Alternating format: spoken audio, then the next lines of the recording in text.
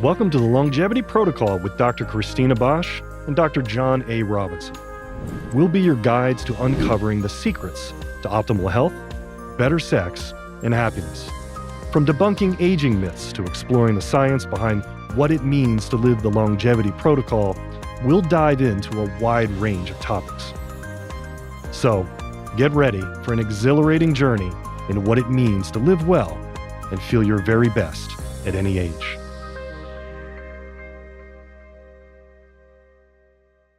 What does penis size really mean for men and women? So this is going to be, I have to say this is going to be a big episode. I couldn't wait to say that line. That's really good. This is going to be a really big episode. Assuming that's when we conclude. This is true, because it could be, maybe it's a short, kind of small episode. I don't know. That's true. Let's see how inspired I think aroused we get. I think it's going to be huge. Get it? By the way, you look beautiful. Thank you. Where did you get this outfit? I never know where you get these outfits. I don't know, but you just reminded me of the Seinfeld where he said about things in the house. Yes. Things show up. And yes, and you just And accept it, and you just don't accept question it, and you don't question your wife. Where did that table come from? No, you don't say anything of this. It was really funny.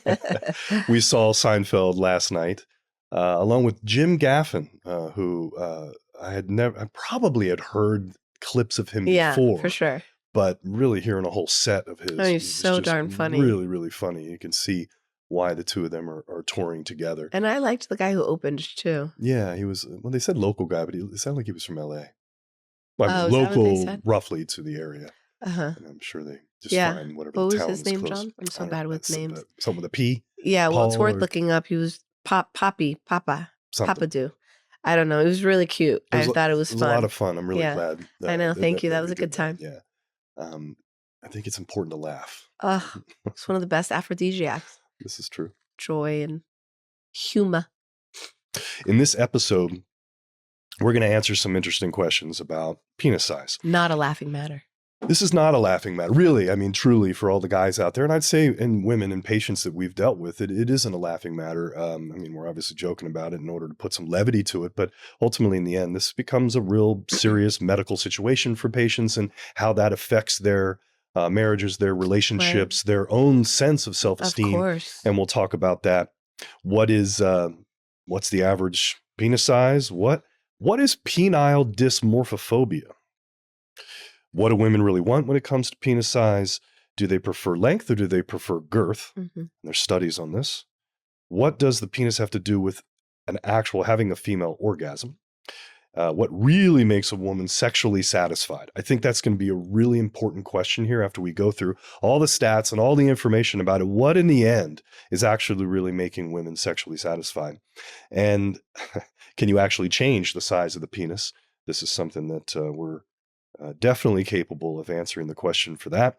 And we'll even explore, what does the appearance of the penis say about a woman's perception of his personality? Curious. So the actual perception of what they would think just by seeing the penis by itself and being able to predict in their minds anyway, again, a perception of their personality. So this is like flashcards, like they did some flashcards of BPs and then the woman was like, banker. Tax collector. Yeah, sort of. Yeah, right. Fireman. Right. Yeah. Yes, sort of. But we're going to get into actual, instead of just like professions, but they're actual personality traits. So there's assumptions of personality traits based on the aesthetic appearance of the penis. All right. So we'll talk about that. Get it. So, penis by the numbers. I think it's like paint by numbers. Penis by numbers. Penis by numbers. So let's paint a picture. Because this is probably for a lot of people, they don't understand that the average really is average and generally quite adequate for most people, women. And yes. So here's where this is what's important. Under 3.9 inches is the lowest 5th percentile. So about 5% of men. Okay. And just to clarify, this is inches of the length of the penis in a erect. No, this is an erect state. This is an erect state, and this is from what to what? Yeah, there's two different ways to do it, but Like the generally most pubic accepted bone? way, it is from the pubic bone to the meatus, or the basically the tip of the glands where the meatus or the opening of the urethra is. Okay. And so they're going to go from that length. Sometimes they will do it not to the pubic bone and just right from, let's say, the bottom fold of where the penis attaches all the way up to the length. Okay. But if you go to the pubic bone all the way to the tip, it's bigger. cheating. And so, well, I don't know if it's cheating, because it winds up actually being, because technically part of the it's part function. of the whole function of Okay. what can actually be So inserted. we're saying that 5% of men are under 3.9 are under inches. 3.9 inches. Correct. Okay.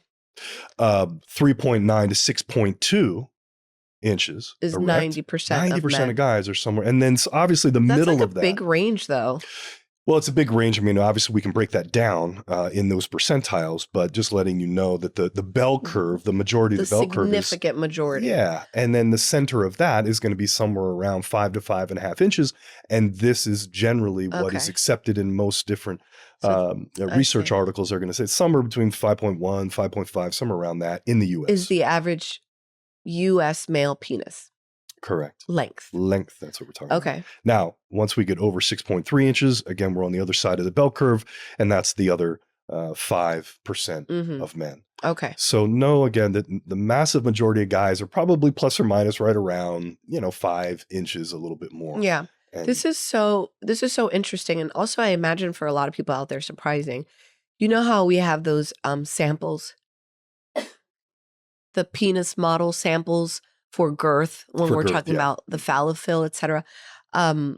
It's pretty impressive when you see it that way. In fact, I gotta remember to really post another picture about that, because impressive in what way? That the it's so differences variant. in see. sizes, Yes. etc. But the other reason why I think it's impressive is because I don't think that the typical person, male or female, hears 3.9 inches in length for a penis and thinks that that's an average penis length. I mean, I don't actually really know. I'm not sure that I've thought about it, but it seems like people would say, "Oh, there's always like, oh, large penis," and I don't know that people would say, "Oh, that's a 4-inch penis." Do you understand what I'm saying? No. Okay. I don't think I need to follow here. 4 inches for Okay. the length of a penis, I don't think most people would say is a large penis. No. But what people aren't realizing is that actually that's a very adequate, in the human anatomy Yes. world, it's a very adequate sized penis. Yeah. And So we've we're gotta skipping ahead. educate. We're skipping ahead a little bit, but since you just said that, what is the average depth of the vaginal canal? 4 inches. 4 inches. It's about 4 inches. Let me tell you something. When you're giving birth, those 4 inches are so long. or it's been stretched out in such a way that it isn't 4 inches anymore. I don't know. Oh. Yeah, Does it get think about stretched that. lengthwise? I don't know. Every which. Either way, I don't know. You tell me. It seemed to I me, don't- from my I don't perspective, know. it was stretched in every I different. pumped out so much oxytocin. I remember nothing other than it was a very long 4 inches. So like taking a long time to get down that canal of 4 inches. Yeah. So basically what I'm saying is 4 inches, it could be a very long 4 inches. It depends on the experience, Depends right? on the experience. So if it's a very pleasurable 4 inches, then it's a very long and wonderful. Okay, now what you're talking about, and we're going to get into this. This is the whole, it's not the, it's the motion of the ocean. It's Not the how size it's of the being boat. used. Is that what it is? Size of the boat and the motion. Whatever. That it's how it's being used, and Right. there's obviously a level of truth to that, but we're going to get a little And bit more goodness of nuanced. fit, matching mates. Okay, I'm sorry. I took us like way all over the place. The point that I was really trying to make was that 90% of men are between 4 to 6 inches. Mhm. And that I think is surprising for most people, because I think people think that they know what the average penis looks like, probably because of things they've seen on TV, things they've seen in pornography, things they've seen on Michelangelo's art, Mhm. like that. Sure. Mind you, the David is like 10 feet tall. I don't actually know that. Sure, but also, I mean, now that you're saying again, talk about squirreling, and we're segueing here, but I guess it's very relative. Penis size, again, we're back to perception and what is deemed as aesthetically pleasing. And actually, back then, in this antiquity, it was sort of very base or gauche to have this, to display a very massively large penis and those things. So they actually always pulled that back. They didn't think it was aesthetically pleasing in general to have this massive penis portrayed, and if it was in sculpture or whatever. So they actually would Well, I portray mean, that far more symmetry is much modestly. more beautiful than anything else. Okay. Okay. So can we predict penis size? And I think this is interesting for guys, and then maybe even for women if they can pull out a measuring tape. You can actually look at, meaning a measuring tape, not just for the penis, but for the hand. So you can actually use the hand. I'm already lost. Okay, well, go. It's called the 2D to 4D ratio. Okay. So it is the ratio of the second digit. Your second digit is your index finger. Oh, And the fourth digit is your ring finger. okay. And then they are measuring from using the folds here and from the fold of the finger all the way to the tip, and then putting a ratio to the second and fourth digit. Now, we've talked about this before in the past, or at least I have, as it relates to testosterone. So you can predict testosterone levels based on the 2D, 4D ratio. Again, Right. The second digit to the fourth digit ratio of the length of that, you can predict that. Got it. So with that said, you have to be very accurate with how you do this. Not that I've necessarily measured my own fingers this way, and not that I really know. But anyway, you definitely have to make sure you're very careful how you are measuring it to make sure it's very accurate. A very amateur tutorial, because you obviously have never done this I've before, never done it, so I wouldn't exactly know how to explain it. So I can just say things boys in 7th grade should know. Well, it might even be, this is kind of what I'm saying. I don't know, maybe just having. But what does that have to do with the penis? You're saying that. Well, that the lower the ratio, that the larger the penis. So the closer in size your second and fourth digit are, the larger your penis. Correct.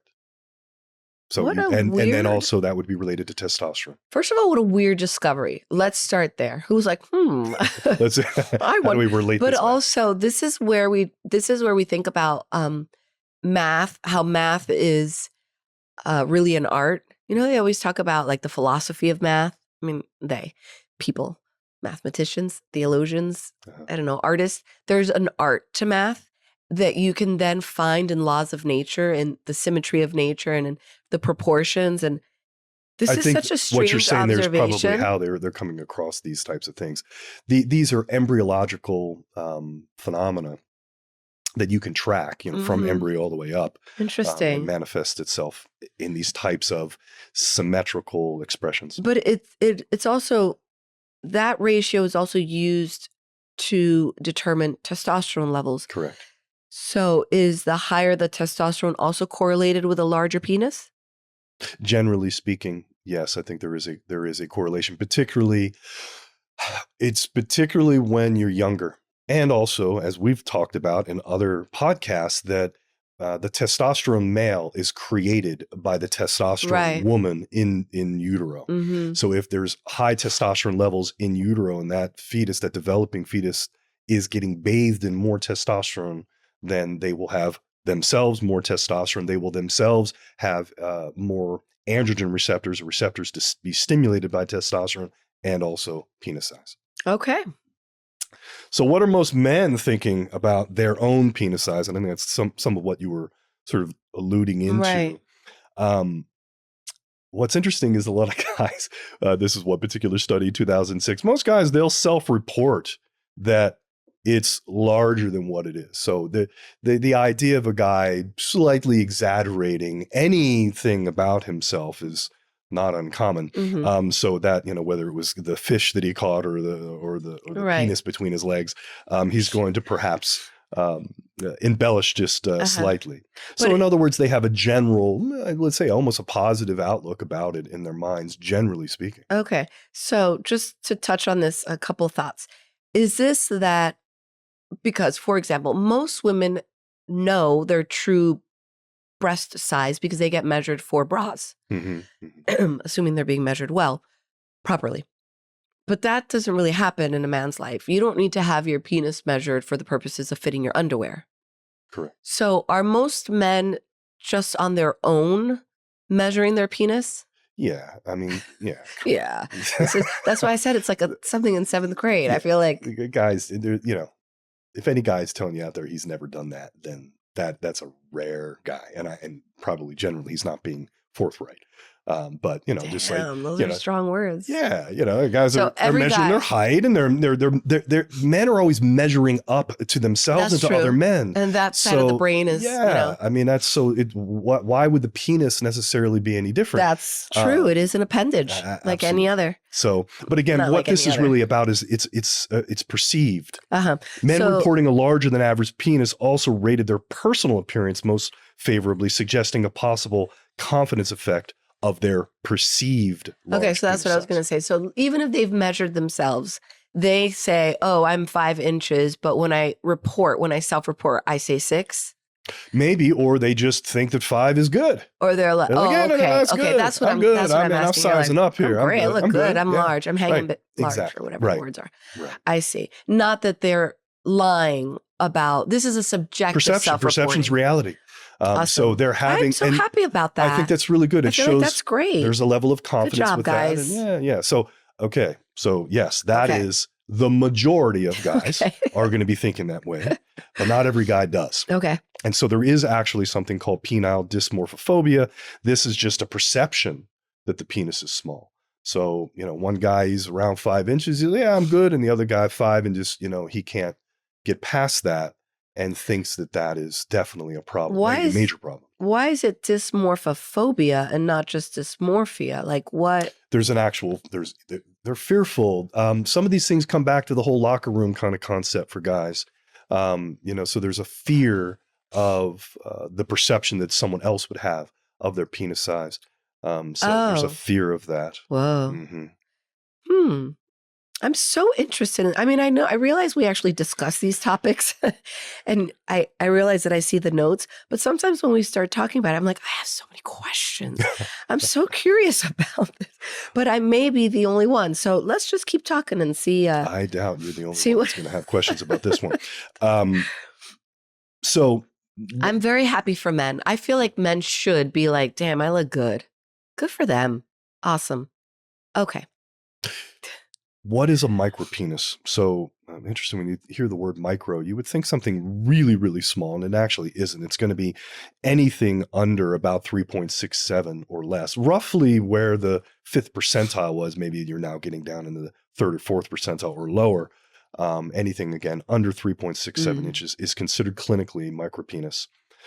So some guys might actually fall into that, and then they might have the penile dysmorphophobia, but most of them really have a normal penis size, very normal penis size, and then they still have that issue of the dysmorphophobia.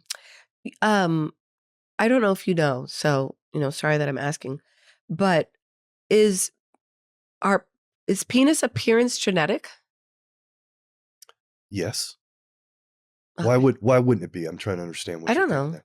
I mean, outside I guess of if you're tall, not a circumcision and these kinds of things obviously changed the appearance, and there wasn't anything genetic. well, it just doesn't seem to be that there's like rules. Like it doesn't seem that just because you're a tall man means you have a longer penis. No. Or oh, I see. so if that's the case, then it's not necessarily genetic. Like height, hair color, eye color. Okay, that's genetic. Well, it's still genetic. It's just that it's genetic not only for correlated to penis. those It's other correlated to genetics. the other phenotypic traits that Okay. you're bringing up. Yeah. I can't believe how ignorant to this I am, but really, I don't do any of this. Well, I certainly do, and others. No, in our you groups. do, and Yeah. obviously so many of our practitioners Sure. do, but I never have. Okay, cool. Let's keep going. I love it. I think what's important that, and this is what I've definitely seen clinically with guys in terms of their concern about their size, that their perceptions of their size, and perhaps even let's just say the size itself, but certainly their perception of the size will then in turn affect their sexual functioning. So now we start to get into the realm of erectile dysfunction, perhaps premature ejaculation, but probably more prevalent. Guys seem to have more issues with ED as it relates to, am I adequate enough? Am I satisfying her enough? And we'll talk more about that because that's one of the key things for men in order to feel for themselves personally sexually satisfied. Are they sexually satisfying their partner? Right, because even though the majority of men will positively self-report penis size and appearance, it is true that I think many men who come into the office to amend the appearance of their penis are doing so often because of a partner. They have a partner in mind. Sure. Like perhaps it's a female and the woman's had a lot of vaginal births, so they've had changes. So the man's like, okay, now I want it. So it's not necessarily so much that they're not happy with the way they look. It's more about, I want to do what I can to increase sexual satisfaction for us as a couple. And we've definitely had patients come in where it's the couples coming in. Oh, for sure. And she's sitting there leading the conversation about what it is that she's wanting. Yeah. And then he's being very amicable to the whole situation. You go, yes, I want, what can I do for you? And she's like, yep, that's what we're looking for here. What can he do in order to help with his penis length and girth? Which is amazing, because if a man and a woman come in and the woman's like, I feel like my vagina has changed and perhaps feels more stretched out. Mm-hmm. So I want my husband to have a thicker, longer penis. The guy's like, all right, sounds good. But if the tables were turned and it's a man who's like, my wife's popped out 10 kids. Wow. It's like, a giant cave in there. Yeah. I want her to do something about it. That would not be so well received. No, but I think usually, I think you're exactly right. It wouldn't be well received. We've talked about these things like, oh, how are you feeling? Are you on your period? Like those kinds of comments usually don't go over well. Even just as an example, it's annoying. Right. Like, no. You didn't like when I said that, right? So, right. But with that said, I think that many women, hopefully they continue to understand that there are answers and that they themselves are seeking those answers on their own. Yeah. And that we do have answers for those and things. That they're being honest about it. Okay. So, yes, the other thing is that, and guys need to understand, and women, that penile shortening is actually a real medical phenomena. It's true after prostatectomy. I've had guys have that issue that after that surgery, that actually creates some retraction of the penis. And so that can be an issue. Peyronie's, we treat Peyronie's disease. This is a autoimmune disorder where often, it can happen anywhere, but it's often on the lateral sides of the penis, and it creates a plaque, and that plaque then makes the penis bend in either direction. But it can either bend to the left or right, but it can bend up or down as well. Does that hurt? It can, yes. So it hurts once they even get into an erection, but certainly with penetration and they're trying to have any kind of, ongoing penetration, it can be quite painful. But many times it isn't. It's not necessarily an issue. It's also not necessarily, because there's different degrees of the Peyronie's in terms of how much the angle of the problem is. And so if it's just a slight issue, it might not be anything that either partner is concerned about. But often once it starts, it very often will continue to progress over time. Like autoimmune diseases do. And it just gets worse over time. So I will say, if there's anything that I could say to any guy out there that might be dealing with Peyronie's, if you're even beginning to think there might be an issue, get it treated right away. The faster you deal with it, the easier it is to deal with it, and the likelihood that it'll stay away. But even with guys with really significant issues, we have answers for that too. Yeah. Okay. So moving along, and here's the other thing too with this penile shortening. A lot of times guys are just overweight. Yeah. And we're back to the appearance concept that if they just lose weight, there's the pubic fat that is there can be decreased, and that actually kind of helps. But it will, even just the fat in itself, it kind of pulls everything up. So lose some weight often could be the answer. Right. It's like that apron. I know we talk about that with the female body. So it's like that apron that ends up hiding that maybe up to a third, I don't know, maybe more, depending on how overweight the person is. So it makes it look as if the penis is smaller, but also functionally, it feels as if the penis is smaller because you can't access all the way to the pubic bone because there's like a fat barrier, or not like, there is a fat barrier. Yes. Okay. Very important. So these are things that obviously you can correct on that, but these are real things. Okay. Sometimes even with circumcision, you can have problems with the skin retracting and all of that, depending on the quality of the circumcision, what they had done. And again, there's corrective things that surgically can be done. Okay. What do women report that they want in terms of penis size? And probably the best known research article came out in 2015 regarding this. And the reason that it's best known and probably cited the most, because all of the studies prior to this, in terms of saying to a woman, showing them penis sizes, it would have been in a 2D model. Here's a picture.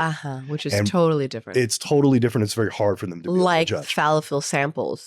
Yeah, and by the way, we didn't really explain that. What you're talking about there is that we have for fallofill, which is a thickening of a procedure to thicken the penis. We have a model that has, I think it has maybe 20. I was going to say 30. I feel like it's 3 rows, but okay. Yeah, it's definitely 3 20 rows. to 30. Yeah. Quarter-inch models, incremental. Yeah. They're just sort of changes. tubes. It's not an actual, but it's very phallic-y. Right. And and with measurements. And so you can see the measurement. You can hold it in your hand and go, oh, okay, this is what, 2.5 inches all the way up to, 6 inches. Right. And this is girth, like you had said. So yes. it's obviously not, yeah, it's not giving you the length like these 3D models were. But my point is that tray in and of itself is so significant when you see what a difference just a quarter inch can make. Yes. So I can imagine this when they were doing 3D models, then women really got an opportunity to understand what they were looking at. Right. Okay. And now, now this is again, now their perception of what they would want. What they want. What they perceive that they would want Mm-hmm. in 2 different circumstances. A one-night stand and a relationship. Oh my gosh. And and they were given 3D models so they could sit there and sort of look and feel and kind of get an idea. Imagine. Imagine, yeah. Say, hey, what was that? And yes, and also literally imagining back to what other partners they have had in terms of experiences, what they thought was good or not. Okay. And so the result was, and it was not a small penis. Women preferred slightly larger circumference and length for one time, again, a one night kind of stand, 6.4 inches in length and 5 inches in girth. Versus long term, they were okay with it being a little bit smaller at 6.3 inches in length and 4.8 inches in girth. So really roughly the same there, but technically just a little bit larger for that. Let's have some fun here. Again, this was quite a few women, 75 women in this particular study with that type of what they call a haptic model using a 3D model. What are your thoughts about that? Well, I think that obviously there's not a huge difference, at least on paper. Again, a quarter inch can make a big difference when you're actually looking at it.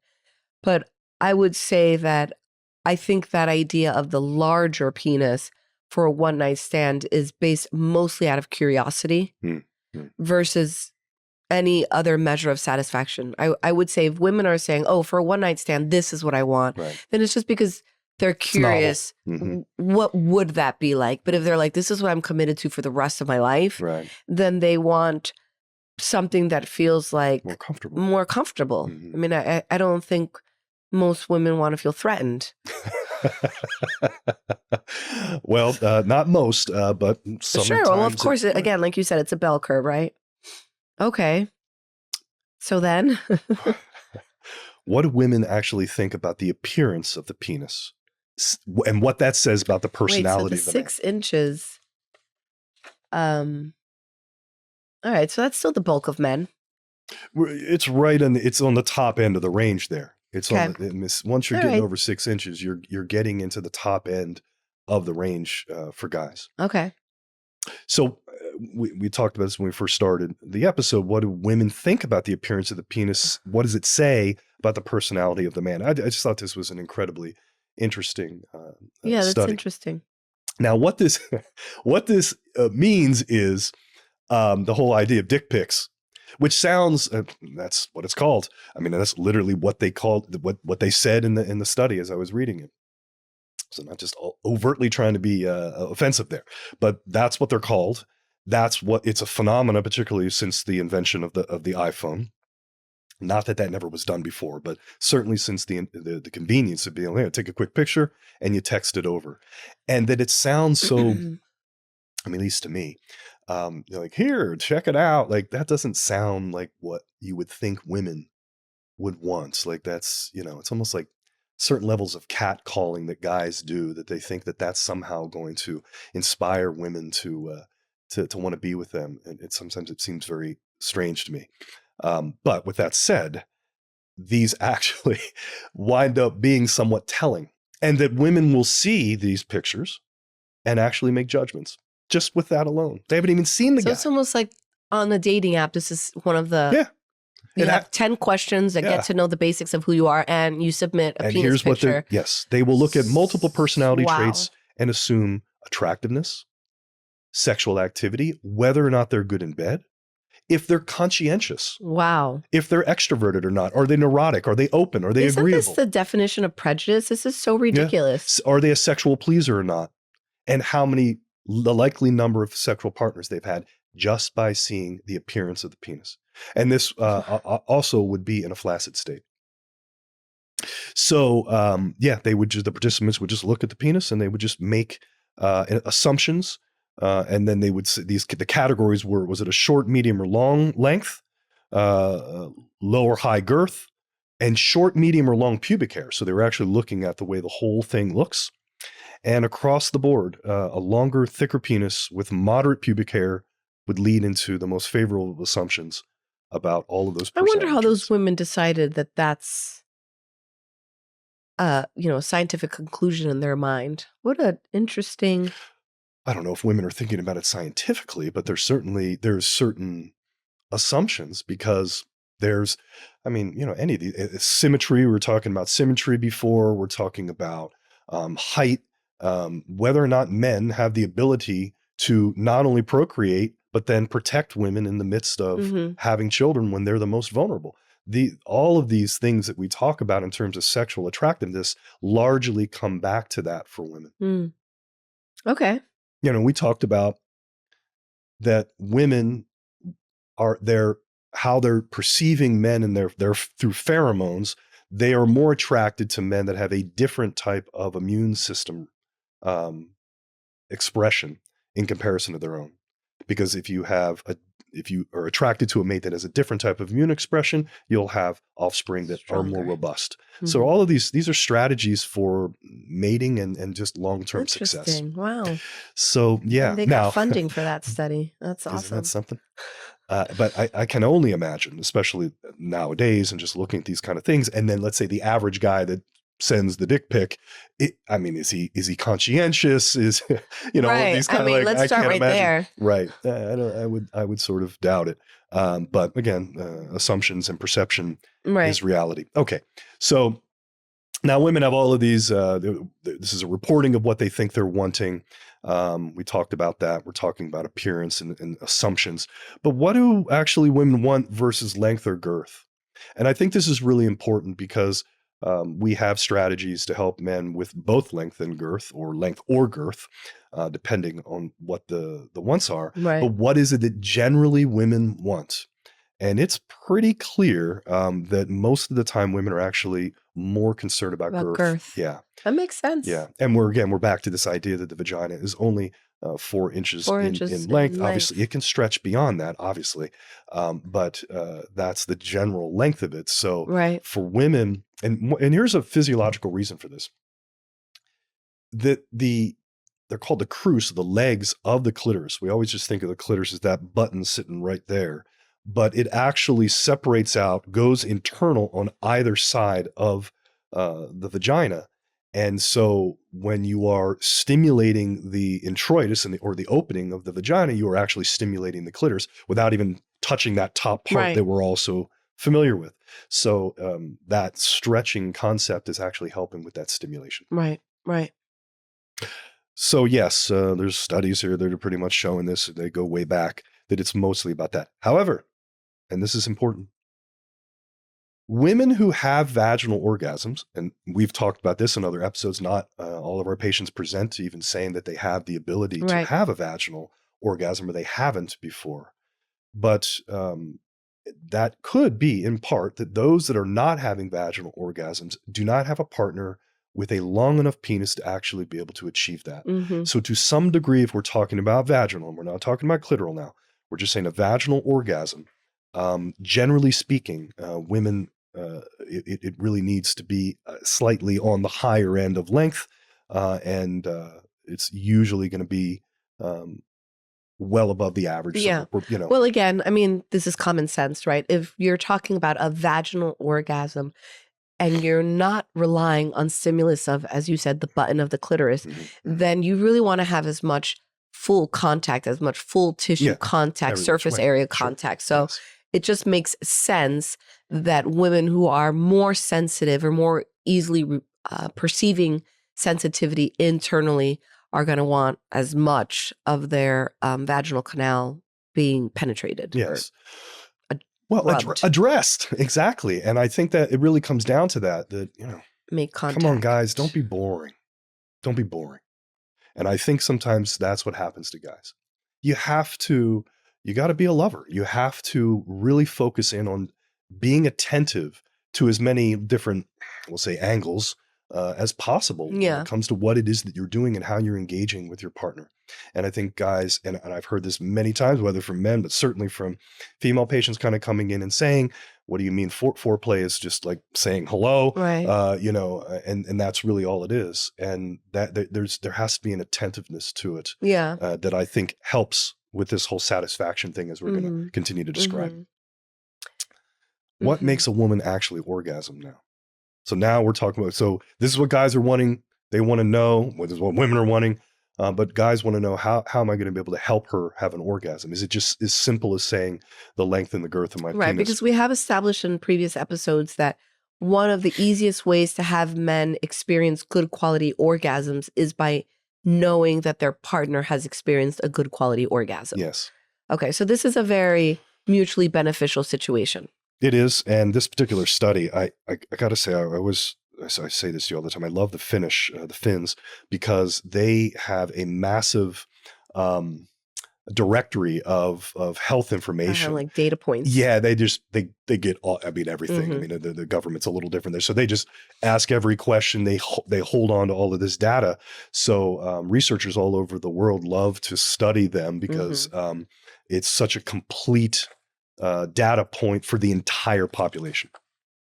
Okay. Large Finnish study from 2015, ages 18 to 79. Wow. This is tens of thousands of men and women. Wow, good one. So contrary to their expectations, women did not have orgasms that are more frequent by increasing their experience and practice of masturbation or by experimenting with different partners in their lifetime. I don't think anything about that is surprising. I think it might not be for you. It might not be for us. But I think for a lot of patients, a lot of assumptions, and also it's not just that, but in sex therapy, it is very common to have a sex therapist say, well, go experiment, go masturbate, and that's what's going to help you. Okay, hold on a second. It's a common practice. I give those suggestions to patients a lot. Let me add more information to that. When I have a patient who's coming to see me in part because they're having a difficult time orgasming, I always want to help them distinguish between, is this an anatomical problem or physiologic problem, or is it a mental and emotional issue, or is it a mental and emotional issue with this partner? Yes. So one of the ways that you help a person determine that is by putting them in a sensual mood. Like I always say, read a romantic novel or watch a romantic movie or something, whatever the thing, or listen to music. Like, what is a thing that helps pluck the female's heartstrings? Because you need, as we talk about this, you need to get the woman's mind and heart in the game if you want the anatomy to show up. Like we always say, form follows function. Well, when we're talking about the woman and orgasming, the first thing is they need to feel. Like before we are even talking about form and before we're even talking about the function, you have to add that other F word, which is feel. Women need to feel the lovingness and the ability to orgasm well. But I don't think that's the same thing as saying to a person, well, masturbate a whole bunch on your own. It's almost like doing a bunch of crunches. You're going to exercise your orgasm muscle. I don't think that doesn't make any sense to me, because you're continuously separating the orgasm from the feeling. Yeah, and from the experience itself with a partner that often has all of that. Well, the experience itself is what's supposed to provide the feeling. Well, when I say the experience, meaning the experience with a partner that is supposed to allow you to get to the point of orgasm. And actually, that's what they found out more so, and this is what's, I think, certainly what you're saying. The key to the more frequent orgasm. So again, they're studying they're asking all of these women from 18 to 79 what was really doing it. It was more about their mental and relationship factors. Were they able to, number one, here, take notes, guys. Were they able to concentrate? Just simply concentrate on the moment. And that isn't always, for guys, it's just different. I've made jokes before that, with the kids can be out there and they're half blowing up the house and it wouldn't matter to me. Right. But that's not true for most women. Right. So can they concentrate? Mutual sexual initiation. So there really has to be kind of a give and take there, that both are mutually initiating. Mm-hmm. The partner's good sexual techniques. So it's back to what we were saying. And I was saying, come on, guys, stop being boring, Mm-hmm. figure it out. There's plenty of ways to just be more engaging Mm-hmm. with her body, her wants, her needs. And here's another thing. Did you know that the back of your knee is connected to the clitoris? Well, not the back of your knee, the back of her knee. Did you know that the back of her ear is connected to the clitoris? Yes. Did you know the ear? Did you know that the palms? Did you know about all these secret, what are they called? G-spot? The secret. Erogenous zones. Right. But I'm saying, did you know you have G-spots behind the knee? No, you didn't know that there's a G-spot behind the knee. Well, go freaking figure that out. Yeah. I mean, Well, since you're the saying entire talk about surface area. Like, don't worry about how long your penis is. Oh, I almost said something vulgar. Don't worry about how long your penis is. Right. Find other surface area that stimulates. Or worry about it, but do the other thing too. I was a massage therapist for 14 years. Yeah. And let me just tell you, this is a pro tip. Figure out how to give a good massage. Figure out how to give a good massage. Because, and I would say a non-sexual but sensual massage. Right. Because right. I think just being able to explore a body, or in this case now your partner's body, and just knowing how to navigate that and wanting to do it. I think that's the big thing too. Yeah. I guess I got to do this. No, like you want to explore. The more you do that, I think you wind up discovering, because it could be a knee for someone or an ear for the other or whatever. Right. What is it? You find a more satisfied partner. Yeah. And that's through communication and exploration. And the other thing that I like about that is the experiment that you just brushed over the whole thing that I was a massage therapist for 14 years. 14 years. What do you want to say about that? I think this should be the clip. What are your thoughts about that? I had a thought that I was about to piggyback to what you're saying. About me being a massage therapist for 14 and years? a great massage therapist. A great massage therapist. Yeah. I'd like to get to my ahead. point. I'm piggybacking your two brilliant concepts. One of them is your incredible talent. You had distinguished between sexual versus sensual. Mm-hmm. This is what I'd like to get to. I see. The Finnish study said it wasn't just about practice of masturbation. It was also about experimenting with many partners. Mm-hmm. Okay. I think there's also very important to point out that experience with numbers does not make quality of experience. One of the beautiful things when you are sensually massaging your partner is that you have an opportunity to discover places that I bet you no one else has discovered on her. Yeah. So take the time as you are pro-tipping to say, let me feel you and let you feel me. Let me help you get into a place where you can just be thinking about the moment and about the touch. Mm-hmm. Okay. But really keep it sensual, not sexual, because there's so many funny memes and cartoons. And I even had a patient who would say she has a lot of pain in her neck. And I'm like, well, have your husband rub it on. She goes, no freaking way. Every damn time he says, want me to give you a massage? It's code for it. I'm going to end up having sex. And she's like, I'm having neck pain. I don't want to have sex. I want an actual massage. Yeah. Well, be genuine in your intention to give a sensual massage. And you might find it ends up as a sexual massage. Anyway, right. Yeah. Anyway. Yeah, sure. By the way, did you know that John was a massage therapist for 14? 14 years. And you really are great. I mean, that whole concept of the laying on of the hands, like Yeah. healing hands. Yeah. I really learned that. We had a couple people in med school that were like that, and you were definitely one of them. Just were our really intuitive, great hands. And that is practice. It's practice. It's sort of caring about it's a what you're study. doing. It's looking for the feedback. Yeah. And yeah, by the time I got into medical school, my palpation skills they were good. I could kind of hone in on things. And so yeah, it's 14 years. 14 years. She is the recipient. Oh my and God. She benefits. I am from my lucky vast for experience. your investment. Yes. I definitely. Because every night I bust through the Every door night. and I say, it's time to give you a massage. Let me rub your feet, baby. Remember on the Every night. Huxtables, which maybe isn't the best reference now, but remember on the Huxtables, you would always massage your feet. I always remember that. Let me rub your feet, baby, and watch my length expand. It's a win-win. Okay. Beautiful. That was also cute. So we're actually come back to what we were just talking about. The ability to concentrate, mutual sexual initiations is going to help partners, good sexual techniques. And then ultimately, what is helping her to orgasm? A relationship that felt good, it worked well emotionally, and where sex was approached openly and appreciatively. All of this promotes orgasms. So we're back to the concept of communication. We're back to why it is that we do what we do here, because we're trying what we do in our practice.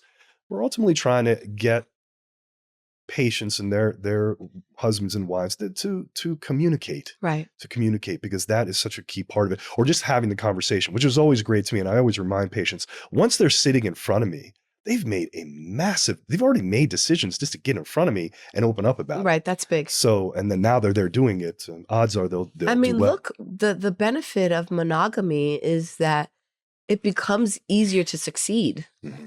The benefit of monogamy is that you know each other better. You know each other's strengths, weaknesses, likes, and dislikes. So it's that much easier to get it right. They looked at that. It was the same Finnish study, or sort of the same study, but it was a sub-study. The improvements in gender equality and sexual education since the 1970s have not helped women to become more orgasmic. Neither has the major increase in masturbation habits, as we just said, Right. among women in general. I thought that was really telling. That This they're is not my point about quality versus quantity. I'm Right. sorry, and I know this is not well received, but I don't care. I think that it is extremely different to be the penetrator versus the penetrated. Mm-hmm. And I think women need to continue to understand that the best sexual revolution and the best thing they can do for pro-feminism and the most impact you can have in standing up for women's rights is recognizing the preciousness that is your body, that is your internal body, that is your potential womb, and be way more selective in how you invite others to enter your insides. Mm-hmm. Like, I mean that literally, like entering your insides through penetration, yes, but it's not just penetration of sex. It's also penetration of mind, body, and spirit. So I don't think It is a penetration of the DNA. And literally a penetration of the DNA. I don't think that having a lot of partners. Women will actually hold on to the DNA of men over time. Yes. Of all their partners. Yeah. I know, and the research is supporting it, that having a lot of partners does not increase your skill as a lover, does not increase your ability to orgasm, and does not lead to more personal satisfaction. I would say that's true for men and women, but definitely true for women. Now, what were you saying about the DNA? Because this is important and so gross. Well, just that women, the moment they've made that choice, that there is that the DNA is exchanged, and women will hold on to that DNA. It's the same thing with just to be that much their more children. That much more blunt. When someone's semen enters your body, that semen's DNA is forever a part of yours. when you say forever, I believe in the studies it's been for many, many, many years. For a freaking long time. A long time. It just becomes a part of you. So you just have to kind of look at it that way. So all the sperm you've had inside you has lingered around, impacted your actual DNA. Yep. That's important. Well, it's funny you say that because last night when we were listening to Seinfeld, and I think somebody said was like a Lego set that was like 10,000 pieces, and then it was all gonna women are explode, and then complicated. When you go to put this 10,000 Lego piece back together, it's gonna have pieces of you and pieces of other people and relationship, all the other baggage. Let's say they were saying. I certainly thought about what I just mentioned there. Just that's right. It's a literal. You're pasting things back together that are part of everybody's past. Right. You're sharing it. Yeah. Okay. Young women under the 35 years of age have had even more difficulties in having orgasms during intercourse. Again, I think promiscuity is to blame. That's part of what really they're saying. Yep. What is promoting orgasms? Wait, I'm sorry. I just want to say, I'm not even saying promiscuity from like a judgmental, you're a sinner perspective. I don't mean that at all. I mean just like from a health perspective, from a wellness perspective. The more partners as a female you have, I believe the harder it is for you to find joy and satisfaction in a mate.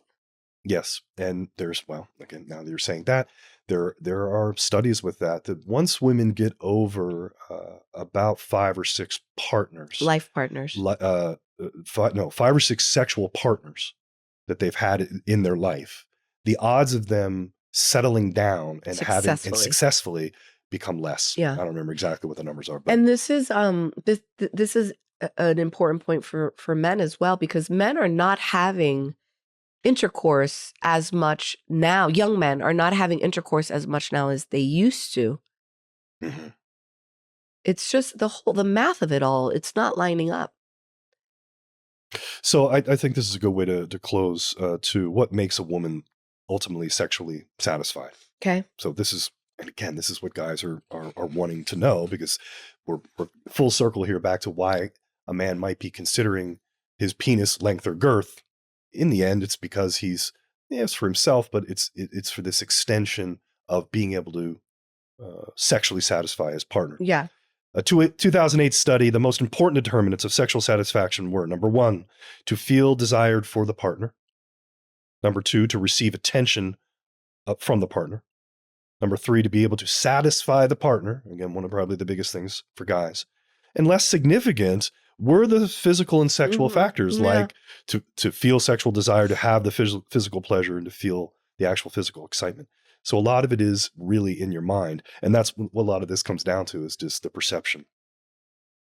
So, however, the most important single predictor of sexual satisfaction for women is without doubt the orgasm. So I just really want to say that even though we're saying it's about desire and a lot of these emotional things, when they've done other studies, this is a 2009 study by Contula, that was definitely whether or not the woman had an orgasm was a pretty strong determinant of what then she would determine, yes, I'm sexually satisfied. So orgasm is still part of it. Okay. So my summary for this is that, like most things, even though our talk is riddled with research, really it's a lot of common sense. From a female perspective, the size, length, and girth matter only to the extent that it matches the vaginal canal for the female.